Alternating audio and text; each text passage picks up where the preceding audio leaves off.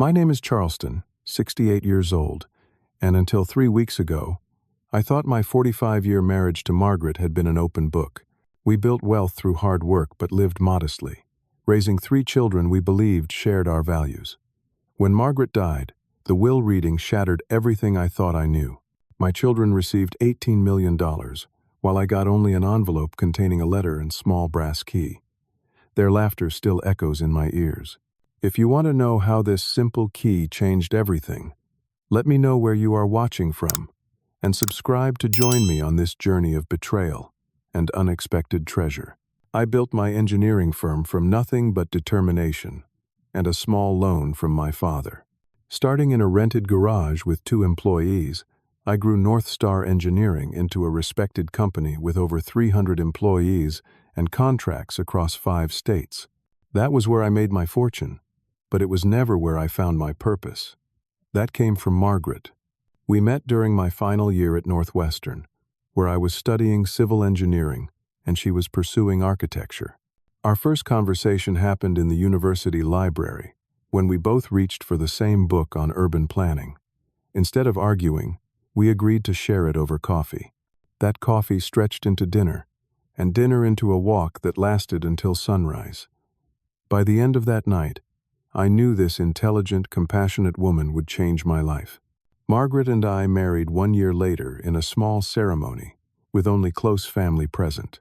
We used the money we saved on an extravagant wedding as down payment on our first home, a modest 3-bedroom house that needed significant renovations. Every weekend for 2 years, we worked side by side installing new floors, painting walls, and rebuilding the kitchen. Margaret designed while I constructed, a partnership that defined our relationship for 45 years. As my business grew, we could afford increasingly luxurious lifestyles, but we chose to live below our means. We moved only once, to a larger home when our family expanded, but we drove reliable cars for years past when others would replace them. We took meaningful vacations rather than flashy ones. Margaret insisted we teach our children the value of money rather than just giving them everything they wanted. Thomas came first, born 3 years into our marriage. From the beginning, he was serious and driven, rarely satisfied with what he had. As a child, he would organize the neighborhood kids into complex games where he always made the rules. Margaret worried about his competitive nature, but I saw it as ambition. He graduated top of his class from Wharton Business School and moved to New York, quickly climbing the ranks at a prestigious investment firm.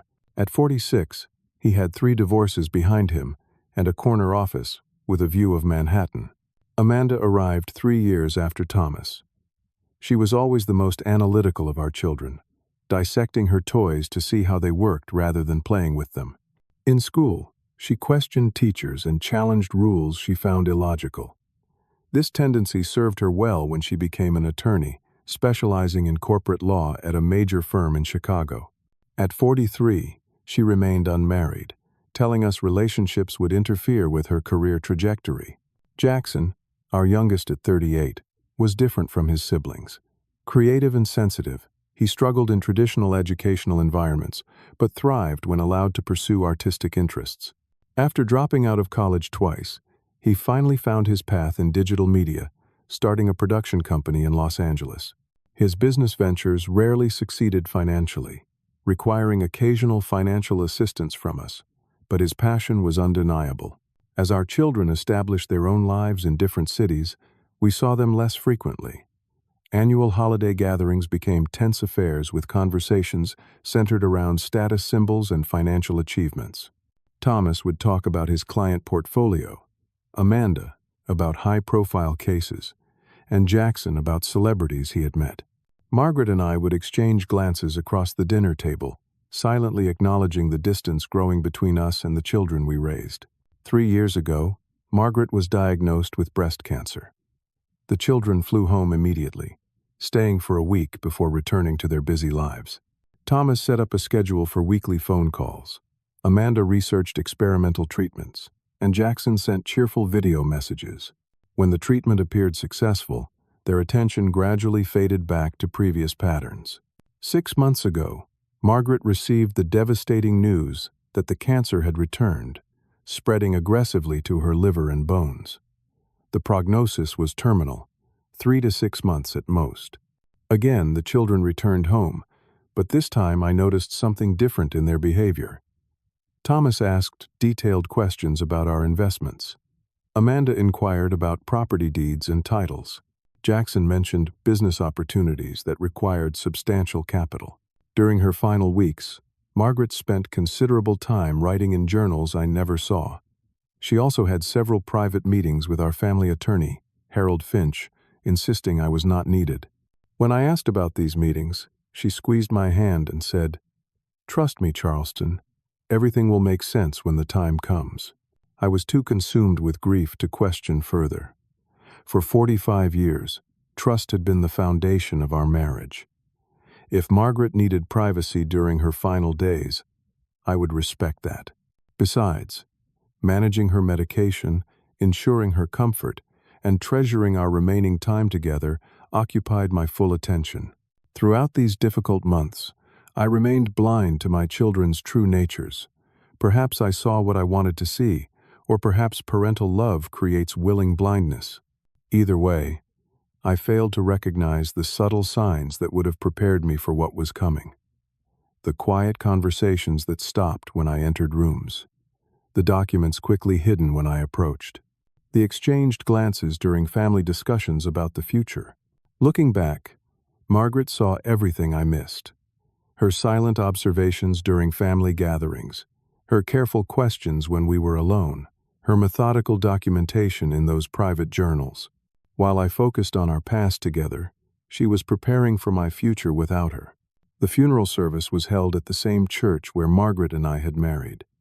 Hundreds of people attended, many I barely recognized, testifying to the lives my wife had touched beyond our family circle. I sat in the front row, numb with grief, while Thomas efficiently managed the proceedings without consulting me. He had arranged everything from the flowers to the eulogy speakers, presenting me with decisions already made rather than choices to consider. Amanda spent much of the morning before the service complaining about costs and logistical details. "Did we really need to pay for premium oak for the casket?" she asked, while reviewing the funeral home invoice. Mom always said she wanted simplicity. When I reminded her that Margaret had specifically mentioned preferring oak in her end-of-life discussions, Amanda simply shrugged and said, "Well, it seems excessive, but it is your money to waste." Jackson arrived late to the funeral, constantly checking his phone throughout the service. When I gently suggested he might want to be present for the moment, he explained he was finalizing an important business deal that Mom would have wanted me to secure. The stranger sitting beside me felt more engaged with my grief than my own son. The reception following the service transformed into something between a business networking event and social gathering. Thomas introduced me to associates from his firm who might be helpful with estate management. Amanda cornered our extended family members with discussions about real estate holdings. Jackson used his charm to connect with potential investors for his latest venture. I found myself alone in a corner, holding a plate of untouched food, wondering when my wife's memorial had become an opportunity for advancement. 1 week after the funeral, we gathered at Harold Finch's law firm for the reading of the will. The prestigious downtown office with its marble floors and mahogany-paneled walls seemed designed to intimidate. We were escorted to a conference room where Harold waited with several folders arranged precisely on the polished table.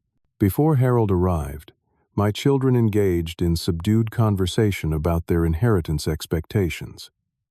Thomas mentioned properties he believed should be liquidated for maximum return.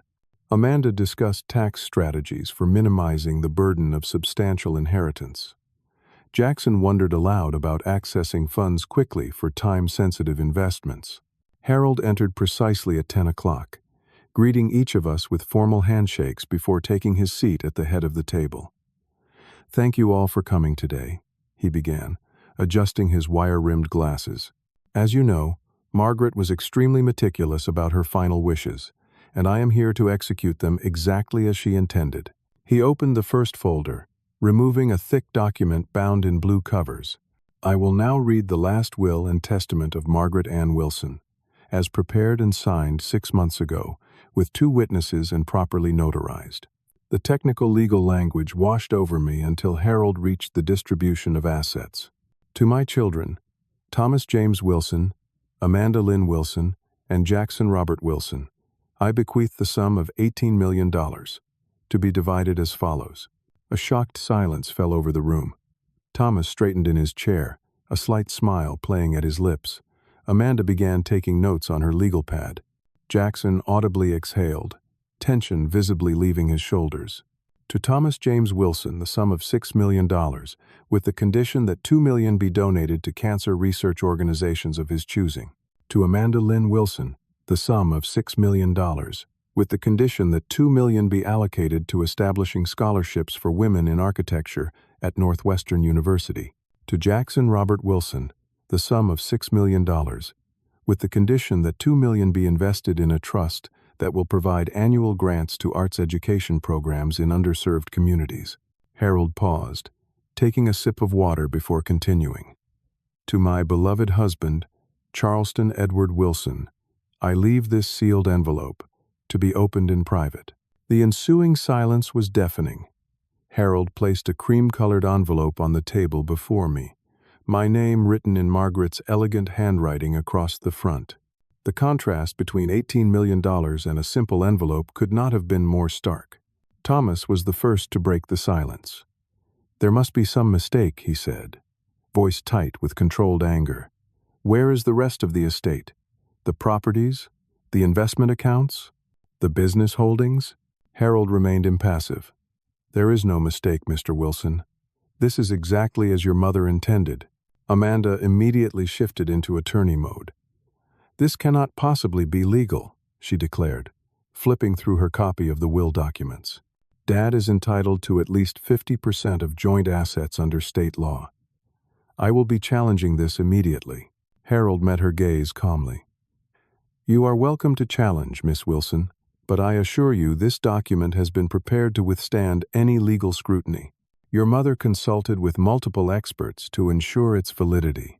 While Thomas and Amanda vocally protested, Jackson remained strangely quiet, studying his hands. Not once did he look at me or offer any defense against his siblings' increasingly hostile comments. "I always knew she resented your control of the money," Thomas said, turning to me with barely concealed contempt. "Guess she finally saw you for what you are worth, Dad." Amanda's laugh cut through the room. "At least we know now where we really stood with her. Blood is apparently thicker than water, even after 45 years. I sat in stunned silence, feeling as though the floor had disappeared beneath me. This could not possibly be Margaret's intention. 45 years of partnership reduced to an envelope, while my children received millions. It made no sense. After my children left, Harold asked me to remain behind. Once the door closed, his formal demeanor softened slightly. "Charleston, I know this is confusing and painful. I cannot explain everything now, but I strongly advise you to open that envelope when you are alone. Margaret was always wiser than anyone knew." I drove home in a daze, barely registering the familiar streets and landmarks. The house felt cavernous in its emptiness. Margaret's absence a physical presence in every room. Family photos on the walls seemed to mock me now, images of smiling faces hiding secrets I could not comprehend. I moved through the silent rooms until I reached Margaret's favorite spot, a comfortable armchair positioned by the bay window overlooking our garden. How many evenings had I found her here, book in hand, watching birds at the feeder? I sank into the chair, her lingering perfume triggering a fresh wave of grief. The envelope felt heavy in my hands despite its light weight. I traced my fingers over my name written in her familiar handwriting, remembering birthday cards and love notes penned in the same elegant script. Carefully, I broke the seal, wanting to preserve even this small connection to her. Inside were several pages of Margaret's distinctive handwriting on her personal stationery. I caught the faint scent of her perfume on the paper and had to close my eyes for a moment to steady myself. When I began reading, her voice seemed to fill the room. "My dearest Charleston, if you are reading this, then I have left this world and you are alone for the first time in over 45 years. My heart breaks knowing I have caused you pain, both in my departure and in what happened at the will reading today. Before you judge me too harshly, please read everything I have written here. This plan has been years in the making, and while it may seem cruel, it was the only way I could protect you and what we built together. Tears blurred my vision, forcing me to pause and wipe my eyes before continuing. I began noticing troubling patterns in our children's behavior approximately 5 years ago. Small inconsistencies in conversations about our assets. Questions that seemed innocent but revealed an unhealthy focus on their inheritance. Initially, I dismissed these observations as paranoia or maternal oversensitivity, but as time passed, the evidence became impossible to ignore. Margaret went on to detail specific incidents that had raised her suspicions. Thomas asking to review our investment portfolio to provide expert advice, only to later discover he had copied account numbers and access information. Amanda offering to organize our property documents, then finding modified ownership percentages on paperwork she returned. Jackson borrowing increasingly large sums for business ventures with vague explanations and no repayment plans. When I received my terminal diagnosis, everything became crystal clear. Life's limited horizon has a way of bringing important truths into focus. I realized that the fortune we built together was at risk, not from outside forces, but from within our own family. More importantly, I recognized that you would be vulnerable after my passing.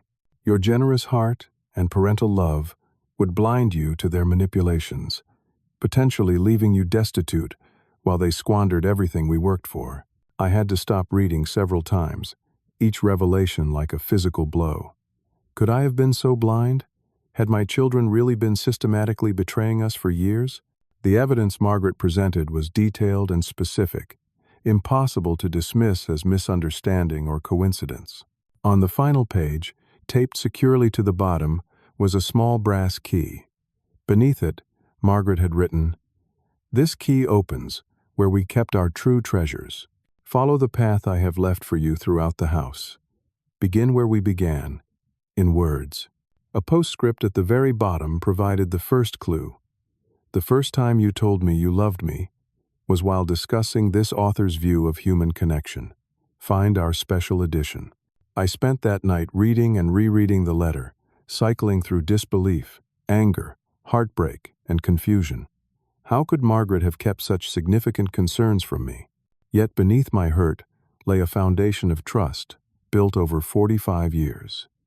If Margaret had undertaken such an elaborate plan, she must have had compelling reasons. As dawn broke, illuminating dust motes dancing in the early light, I suddenly understood the meaning of her first clue. Begin where we began, in words. Our extensive book collection, thousands of volumes gathered over a lifetime together, and the special edition she mentioned could only be our rare first printing of Tolstoy's Anna Karenina, the novel we were discussing the first time I told Margaret I loved her. Our home library contained over 3,000 books, arranged in built-in shelves, spanning 2 walls from floor to ceiling. Margaret had cataloged and organized them meticulously, fiction alphabetical by author, nonfiction by subject.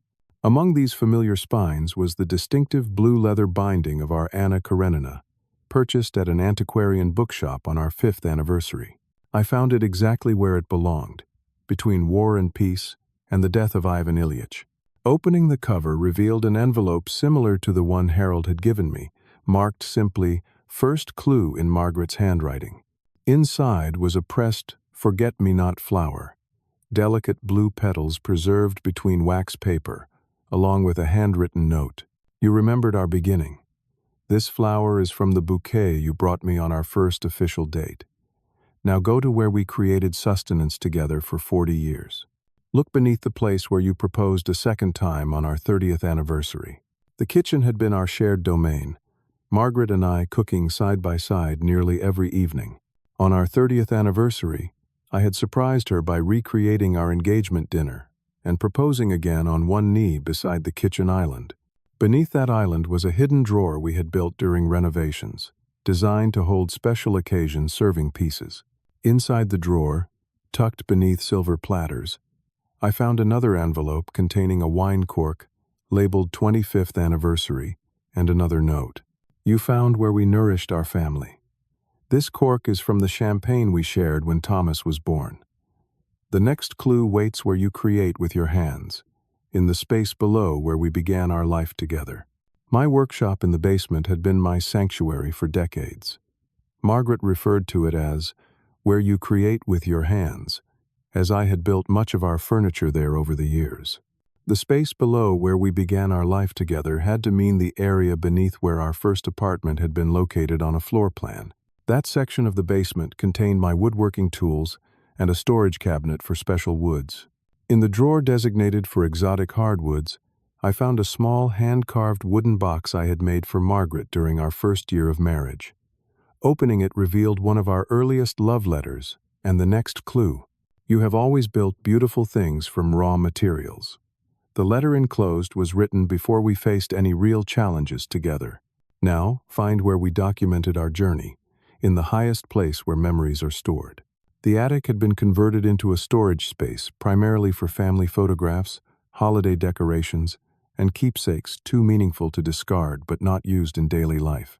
The highest place where memories are stored clearly pointed there, specifically to the extensive collection of family albums Margaret had maintained throughout our marriage. I was searching through these albums when I heard the front door open and close, followed by Thomas's voice calling out, "Dad? Where are you? I need to pick up some things." I quickly replaced the albums and headed downstairs, feeling strangely protective of Margaret's treasure hunt.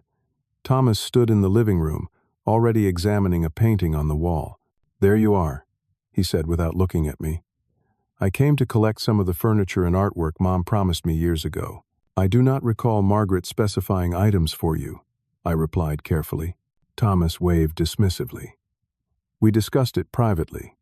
This painting, the antique desk in the study, and her jewelry collection were explicitly mentioned." Before I could respond, he was moving toward Margaret's study, speaking over his shoulder. "By the way, have you thought about downsizing? This house is far too large for one person. You should look into retirement homes in the area. Much more manageable." I followed him, watching as he examined items and made notes on his phone, treating our home like an estate sale. When my phone rang, I was almost grateful for the interruption until I saw Amanda's name on the screen. "Dad, I need you to scan and email all the tax documents from the past 5 years," she said without greeting. "I am reviewing potential discrepancies in Mom's will." "Hello to you too, Amanda," I said. "I am dealing with your brother at the moment. He is claiming your mother promised him various household items. Thomas is there. Put him on speaker." When I complied, she continued sharply, "Whatever you are taking, document it with photos and estimated values. We need to ensure equal distribution." "I am executing Mom's specific wishes," Thomas responded coldly. "Without written documentation?" "I find that convenient," Amanda replied. "Dad, do not allow anything to leave the house without proper documentation. I will stop by tomorrow with a legal pad to inventory everything." After an increasingly heated exchange, Amanda disconnected with a final warning about consulting her before making any financial decisions. Thomas continued his inventory, adding items to his list that I knew Margaret treasured and would never have promised away. He had just begun examining Margaret's jewelry box when the doorbell rang. Jackson stood on the porch with a young woman I had never met. "Dad, this is Sophia," he said, entering without waiting for an invitation. "We were in the neighborhood and thought we would stop by to see if you needed anything." Within minutes, it became clear the visit had other motivations. Sophia moved through the house pointing at items and asking Jackson, "Can we take this?" while he offered apologetic smiles in my direction. "Mom always said I could have her vinyl collection," Jackson explained, "already boxing records in the living room. And the vintage camera equipment would really help with my new documentary project." I watched my children dismantling the home Margaret and I had built, treating her possessions like commodities rather than treasures filled with memories. Their behavior validated everything Margaret had written in her letter, each casual dismissal of my feelings and presumptuous claim, strengthening my resolve to complete her treasure hunt. After they finally left hours later, the house significantly emptier, I returned to the attic. In the oldest photo album, documenting our wedding and first years together, I found an original print of our wedding photo with a message written on the back. "You have followed the path of our life together. Now go to where I spent my final productive days, to the room where I prepared this journey for you." Look behind what brought us together initially, the shared passion that first connected us. Margaret's private study had been converted from a spare bedroom when she received her diagnosis. She had insisted on having her own space for what she called her final projects. The shared passion that had initially connected us was architecture and design, and a large framed blueprint of the first building project we had worked on together hung on her study wall. Moving the frame revealed a small door built into the wall, virtually invisible when the picture was in place. It appeared to have been installed during the renovation Margaret had overseen 2 years prior, while I was traveling for business. The door swung open to reveal a hidden room approximately 6 feet square, containing a small desk, filing cabinet, and most surprisingly, a wall safe behind a smaller framed picture of our favorite vacation spot in Tuscany. The brass key from Margaret's letter fit perfectly into the safe's lock. My hands trembled as I inserted the small brass key into the safe lock. It resisted initially, requiring gentle pressure until the mechanism finally clicked. The heavy door swung open silently, revealing the contents Margaret had so carefully secured. Inside were several labeled folders, stacked neatly beside an external hard drive and a sealed envelope marked "Watch First" in Margaret's handwriting. I carried the hard drive to her computer, connecting it and finding a single video file titled "For Charleston." Margaret's face appeared on screen, recorded perhaps 3 months earlier based on her appearance. She was seated in this very study, wearing the blue sweater I had given her for Christmas. Seeing her again, vibrant and present despite the visible effects of her illness, made my breath catch. "Charleston," she began, her voice strong despite her frail appearance. "If you are watching this, you have followed my trail and found our secret safe. I know the past few days have been confusing and painful for you. The public humiliation at the will reading, the apparent betrayal of our life together, the behavior of our children. Before I explain everything, I want you to know that every decision I made was to protect you and preserve what we built together." She shifted slightly, determination, replacing the initial softness in her expression. "About 3 years ago, around the time of my first diagnosis, I began noticing discrepancies in our financial records, investment statements showing unexplained withdrawals, property documents with modified ownership percentages, loan agreements I had no recollection of signing. At first, I assumed they were administrative errors, but as these anomalies accumulated, a disturbing pattern emerged. Margaret explained how she had begun investigating quietly, not wanting to worry me during her cancer treatment. She had hired a private financial forensic specialist, recommended by Harold, discovering the extent of our children's systematic theft. "The folders in the safe contained comprehensive documentation of everything I uncovered," Margaret continued, her voice now tight with controlled anger. "Thomas has been manipulating our investment accounts for years, using forged signatures to transfer funds to offshore accounts in the Cayman Islands. The documentation in the blue folder traces over $8 million he has diverted since our children began handling our financial affairs." I paused the video, hands shaking as I retrieved the blue folder from the safe. Inside were bank statements, transfer authorizations with forged signatures compared against our genuine ones, and reports from the forensic accountant tracking the money to specific accounts. The evidence was meticulous and irrefutable. Returning to the video, Margaret continued with Amanda's activities. "The red folder contains evidence of how Amanda has been systematically transferring property titles through a series of legal maneuvers. Using power of attorney documents I supposedly signed during my first illness, she has transferred ownership stakes in multiple real estate holdings to shell companies she controls. The total value of diverted assets exceeds $7 million. The red folder contained property deeds, transfer documents, corporate filings for the shell companies, and a detailed timeline constructed by a legal expert documenting every step of Amanda's elaborate scheme. Jackson's activities, while less sophisticated, were equally concerning, Margaret continued. The green folder shows documentation of loans he claimed we approved for his business ventures. None were legitimately authorized, and none have been repaid. The total exceeds $3 million. I felt physically ill reviewing the contents of the green folder. Loan documents with obviously forged signatures. Bank transfers to Jackson's business accounts. Failed business ventures that seemed designed more to funnel money than to succeed. In total, Charleston, our 3 children have systematically stolen over $18 million from us over the past 5 years, Margaret said, her eyes directly meeting the camera. Exactly the amount specified in my will. The realization hit me like a physical blow. The $18 million inheritance was not new money. It was simply official acknowledgement of what they had already taken. The most shocking discovery, Margaret continued, is that this represents only a fraction of our actual wealth. The children believed they were siphoning from the majority of our assets, but decades ago we began diversifying through channels they knew nothing about. The black folder contained documentation of our true financial position. Investment accounts in Switzerland and Singapore.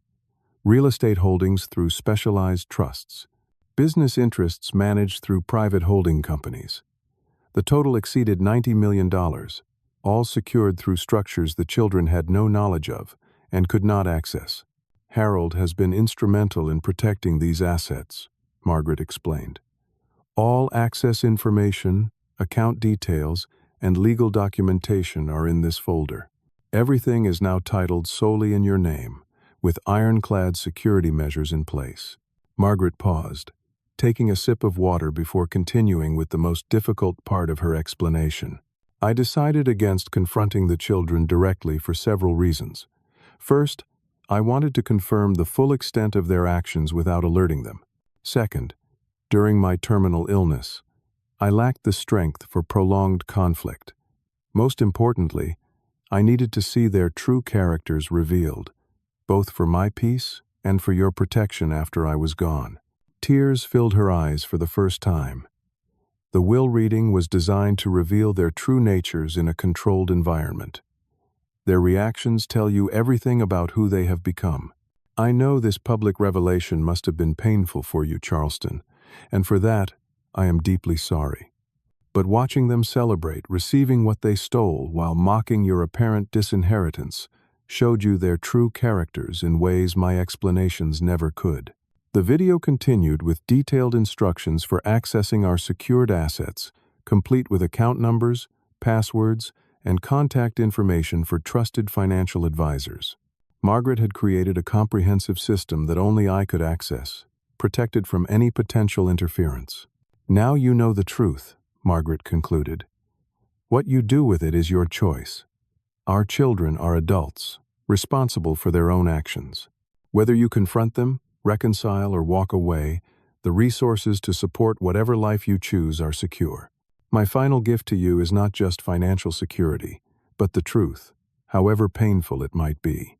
Her final words stayed with me long after the video ended. I have loved you every day for 45 years, Charleston. That love compelled me to protect you, even when the threat came from those we created together. Live well, my love. Find happiness again. That is what I truly leave you. I spent the night reviewing the extensive documentation, absorbing the magnitude of the betrayal and the extraordinary measures Margaret had taken to counter it. By morning, I had called Harold, who confirmed everything in Margaret's video and offered to come discuss legal options regarding the children's fraudulent actions. Margaret left the decision entirely to you, Harold explained over the phone. We can pursue criminal charges, civil recovery, or simply secure the remaining assets and move forward. She wanted you to have all options available. After careful consideration, I decided to give my children one opportunity for redemption before making any final decisions about our relationship. The confrontation would be entirely on my terms, with all the evidence Margaret had so carefully compiled. I spent the next week preparing methodically, consulting with Harold about legal implications and preparing formal documentation. We drafted 3 identical agreements for the children to sign, acknowledging their actions and agreeing to specific terms for potential reconciliation. Harold arranged for notaries to be available on short notice and advised me on how to structure the conversation. Emotionally, I alternated between crushing disappointment and simmering anger. Decades of memories were now tainted by questions about sincerity and motivation. Had every visit in recent years been calculated to maintain access to our assets? Were expressions of affection genuine or merely performance to facilitate theft? The foundation of our family relationships seemed built on quicksand. After consideration, I decided to host the confrontation at our family home rather than an impersonal office setting. This would be the last time we gathered as a family in this house, regardless of the outcome. I wanted the familiar setting to serve as reminder of what had been lost through their actions. I sent formal invitations by courier, requesting their presence for an important family discussion regarding recent events and future arrangements. All 3 confirmed their attendance, likely assuming I needed financial assistance or advice about downsizing following the will distribution. On the appointed evening, I prepared Margaret's favorite meal, beef bourguignon with roasted vegetables and fresh bread, along with the Bordeaux wine we had discovered on our 20th anniversary trip to France. The familiar recipes and rhythms of cooking brought a strange comfort amid the approaching confrontation. Thomas arrived first in his new Porsche, wearing a tailored suit and checking his Rolex repeatedly as though he had more important appointments waiting. "Dad," he greeted with practiced warmth. "How are you holding up? I have been worried about you rattling around in this big house alone." Amanda arrived precisely on time, as always, dressed in designer business attire despite the family dinner setting. She immediately began cataloging items in the living room with her eyes, no doubt continuing her mental inventory from her previous visit. "I brought some brochures for senior living communities," she announced, placing a folder on the coffee table. "Very exclusive places, with excellent amenities. We should discuss options before you make any impulsive decisions about living arrangements." Jackson arrived 20 minutes late with apologies and a bottle of inexpensive wine. Unlike his siblings, he seemed genuinely happy to see me, though his enthusiasm dimmed when Thomas mentioned potential financial discussions. Throughout the evening, he kept checking his phone, responding to messages about investors waiting on confirmation. Over dinner, they revealed plans for their inheritance with remarkable openness. Thomas explained he had already resigned from his position to manage investments full-time, starting with properties in emerging markets. Amanda detailed plans for an extended sabbatical, including a villa rental in southern France. Jackson described an ambitious expansion of his production company, including equipment purchases and studio space, far beyond what $6 million could reasonably fund. Their conversation included occasional patronizing attempts to include me in their future plans. Thomas mentioned a modest condo he had found that would be perfect for someone in your position. Amanda offered to handle the sale of the family home to maximize return and minimize your stress. Jackson suggested I might enjoy visiting his new production facility to see what your support has built. Not once did any of them question the disparity in Margaret's will or express concern about my financial security. The $18 million they believed they had received was already mentally spent, their father's welfare an afterthought at best. After dinner, I invited them to join me in Margaret's study for coffee and dessert. The room had been prepared carefully, with the hidden door behind the blueprint visible and the safe exposed but closed. As they settled into chairs, their eyes darted curiously to the unusual opening in the wall. "Before we discuss anything else," I began, "I want to share something Margaret left for me." I removed the brass key from my pocket, holding it up so it caught the light. The envelope I received at the will reading contained this key and specific instructions for its use. I moved to the safe, inserting the key and opening it to reveal the folders inside. Their expressions shifted from confusion to unease as I removed each folder and placed them on the desk. "Margaret spent the last year of her life conducting a thorough investigation," I continued, my voice steady despite the emotion churning inside. She discovered some very disturbing activities that she documented meticulously before her death. I connected the external drive to the computer monitor, playing selected portions of Margaret's video message. Their faces transformed as their mother detailed exactly how she had discovered their systematic theft over years. Thomas's expression hardened into anger. Amanda's calculated neutrality cracked, showing momentary panic, and Jackson grew increasingly pale, unable to maintain eye contact. When the video concluded, I opened the blue folder first. Thomas, this contains documentation of the $8,300,000 you diverted from our investment accounts using forged signatures. Bank records, transfer authorizations, and forensic accounting reports tracking every dollar to your Cayman accounts. This is ridiculous, Thomas sputtered, color rising in his face. Mother was confused during her illness. These are legitimate transfers I managed on your behalf. The signatures were analyzed by 2 independent forensic document examiners, I continued calmly. Both confirmed they are forgeries. The accounts these funds were transferred to are solely in your name, not joint family accounts.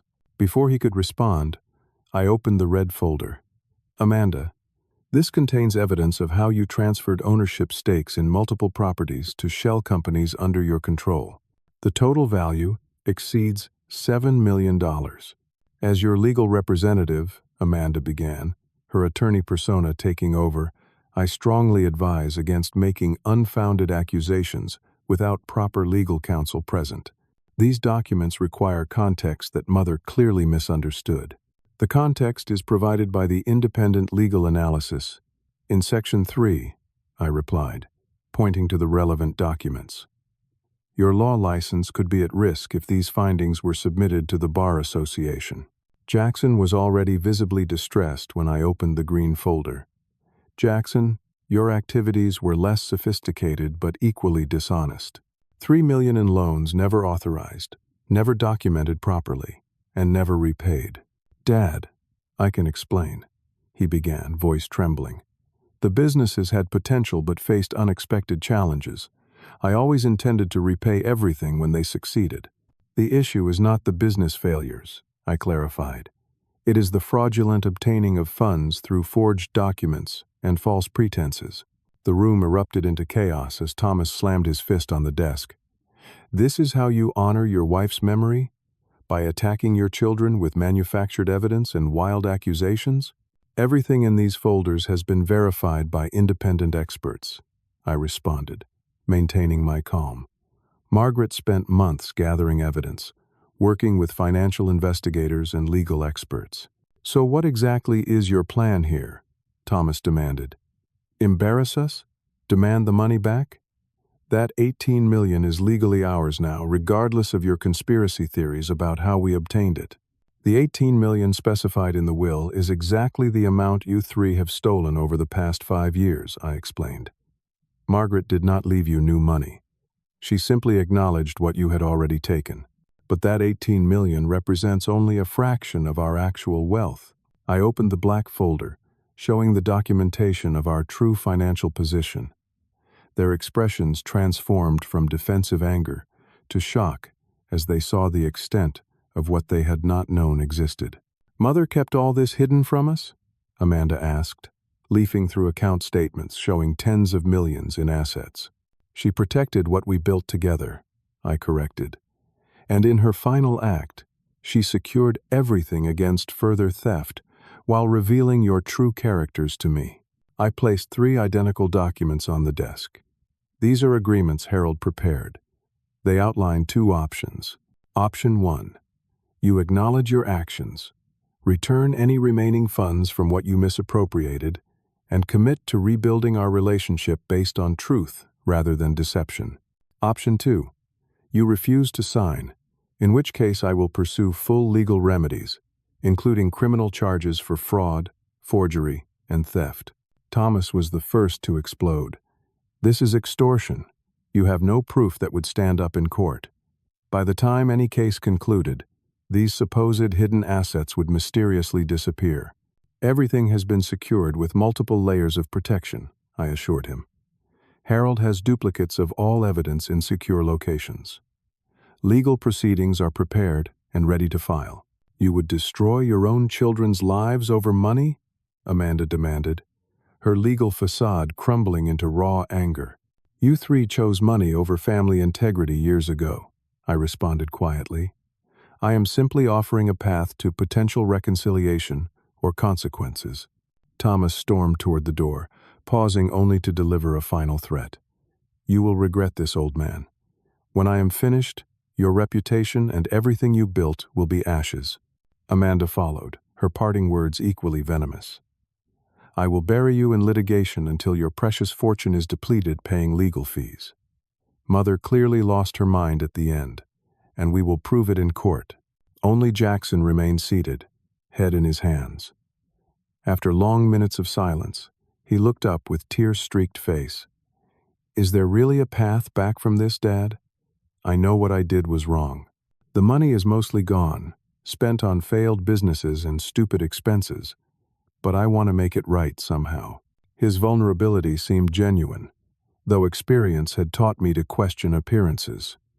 The path back begins with complete honesty, Jackson.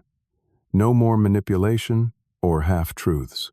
I never thought of it as stealing from you and Mom, he said quietly. I told myself it was just advancing my inheritance, that you would want me to use family resources to pursue my dreams. But that was just justification for taking what was not mine. He signed the agreement without further protest, acknowledging his actions and agreeing to accounting for any remaining funds. Whether this represented genuine remorse or simply recognition that he had the most to lose from legal proceedings remained to be seen. Harold arrived an hour later to notarize Jackson's signature and collect the document.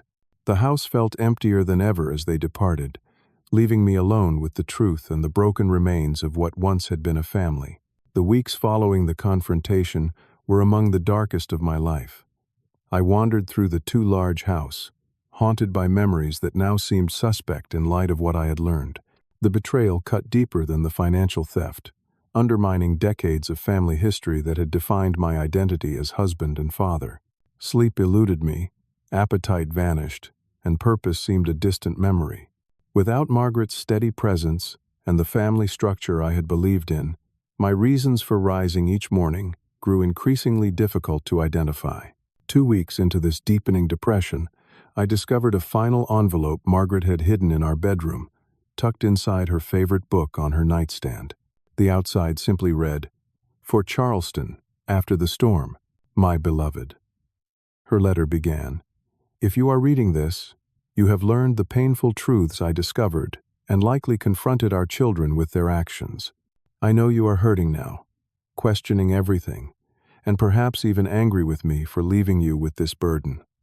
That is why I saved this letter for after the initial shock, when you most need direction forward." Margaret's words acknowledged my pain while gently pushing me toward recovery. "You have always found meaning in helping others, Charleston. That purpose does not disappear with my passing or our children's betrayal.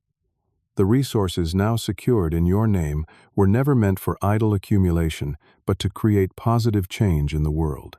She reminded me of conversations we had about retirement projects that never materialized due to her illness.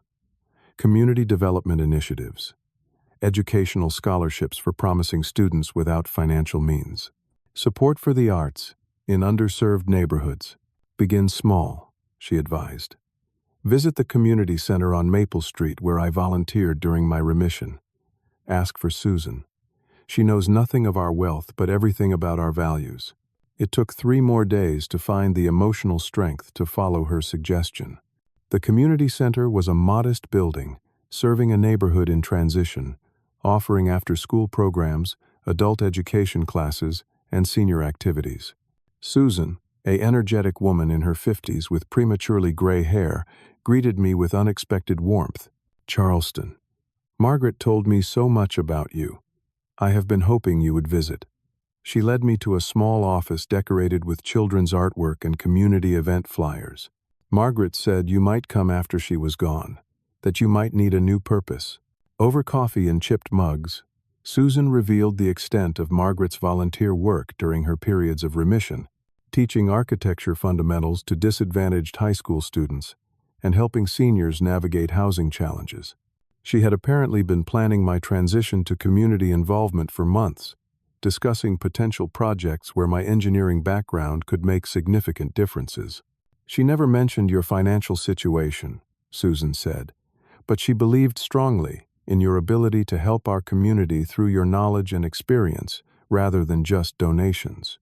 That first visit led to regular involvement, initially just a few hours weekly, helping assess building safety in senior homes, then expanding to teaching basic construction skills to unemployed adults. The hands-on work reconnected me with the practical problem-solving that had defined my career, while the relationships formed gave me something Margaret's letter had promised: purpose beyond grief. Meanwhile, the legal aftermath of our family fracture played out much as expected. Thomas and Amanda filed multiple lawsuits challenging Margaret's will, claiming diminished capacity and undue influence. Harold handled each challenge efficiently, presenting evidence of Margaret's meticulous planning and sound judgment.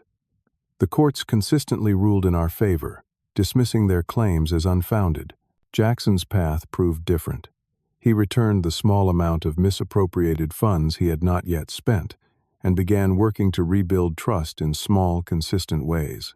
Initially, I remained skeptical, expecting his apparent remorse to be another manipulation.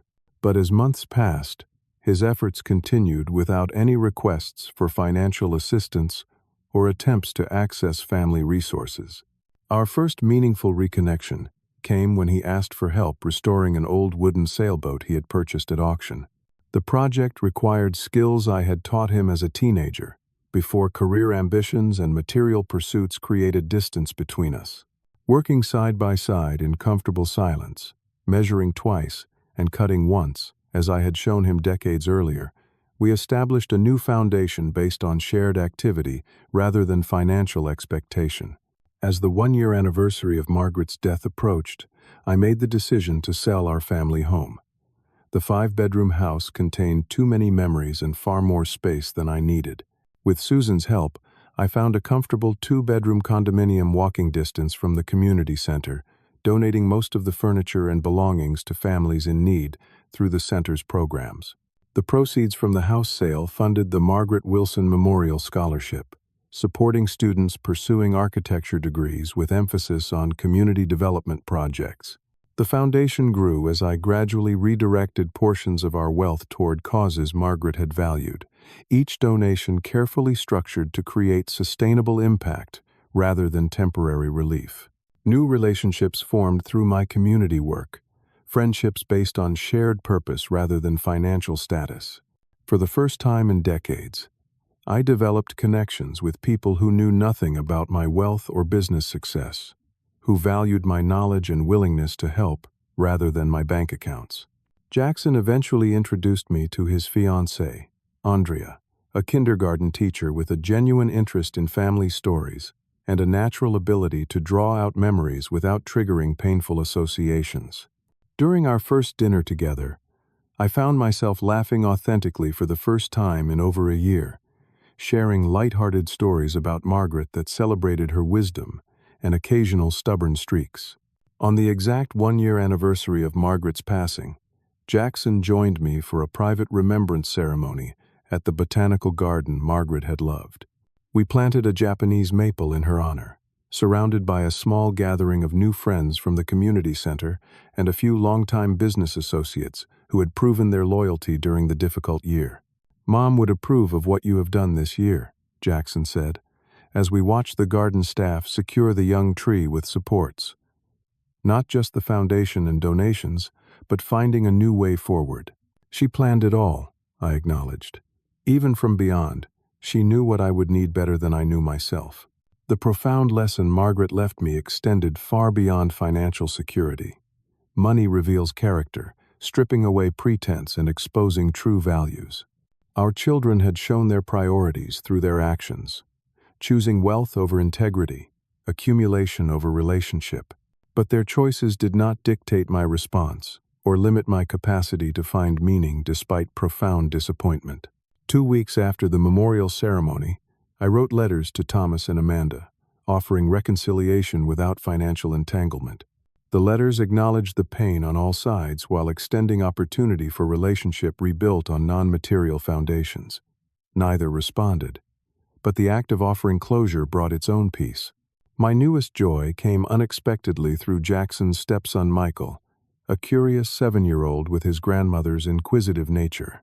Taking him fishing at the lake where I had once taught my own children, I found healing in his innocent questions about Grandma Margaret, whom he knew only through photographs and stories. "Was she smart?" he asked, watching his bobber with intense concentration. "The smartest person I ever knew," I replied. "She could see the truth of situations long before anyone else, and she was brave enough to act on what she saw." "Jackson says she could fix anything," Michael continued. "Like when things were broken, she always knew how to make them better."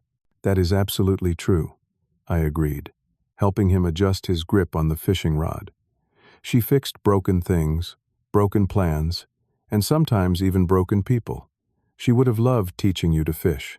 As the sun dappled through lakeside trees, creating shifting patterns on the water's surface, I reflected on the family we create through choice rather than blood.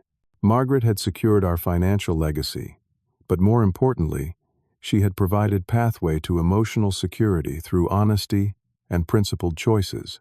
The fortune we accumulated proved less valuable than the wisdom to use it meaningfully, to recognize that relationships built on genuine connection outlast those constructed on financial advantage. Every day brought new opportunities to honor Margaret's final gift by living with purpose and integrity, values no betrayal could diminish. What would you do if faced with such betrayal from those closest to you? Could you find the strength to rebuild as I did? Share your thoughts in the comments below. If this story touched you, please subscribe to hear more journeys of resilience and redemption. Like and share with someone who might need to be reminded that even after profound loss, new beginnings are possible. Thank you for joining me today. And remember, our greatest wealth lies not in what we possess, but in how we choose to live after life's most challenging moments.